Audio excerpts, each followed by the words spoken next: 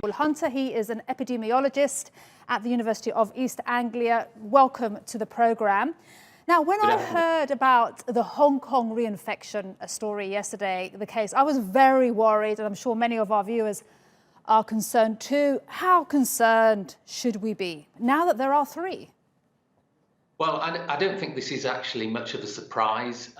Many of us have been saying for some time that the immunity to coronaviruses generally, and probably also to COVID-19, doesn't last forever, and at best a couple of years. And for mild infections like this, certainly was the case in the gentleman from Hong Kong, immunity might actually last a lot less than that, down to about 3 months. So we were saying 3 to 6 months was probably the duration of immunity following mild infections. And this certainly fits that assumption.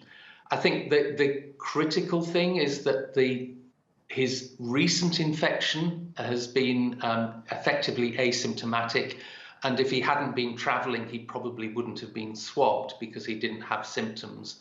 And this is likely to be the case that although we can continue to get infections repeatedly with coronaviruses, they generally aren't that severe after reinfections because of some degree of residual immunity. All right, so just to be clear, there is some sort of silver lining here, if we could call it that at all.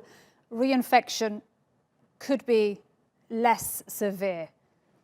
Absolutely. And I think if COVID-19 ends up like the other human coronaviruses, which I think is quite likely, we are going to be exposed to it repeatedly for decades to come, and we will get repeat infections for a long time to come. But many of those repeat infections will be quite mild, and probably, like the other coronaviruses, will effectively just be indistinguishable from the common cold.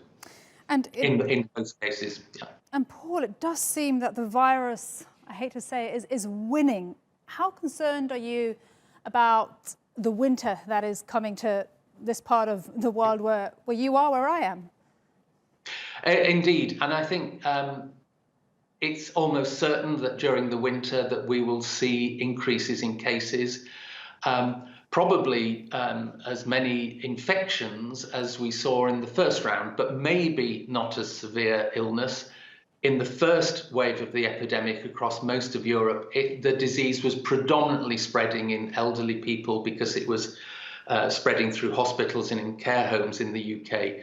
At the moment, it's spreading in much younger people who don't generally get as severe illness as the elderly people. And although clearly there's a risk that they can then pass the infection on to their elderly relatives. But at the moment, the case fatality rate is a lot lower than it was in March, April, May. So hopefully we won't see quite as many severe illnesses as we saw, even though we're likely to see a lot of infections. Paul Hunter, thank you so much for coming on the programme and explaining what this reinfection means. Thank you. We appreciate it. My pleasure.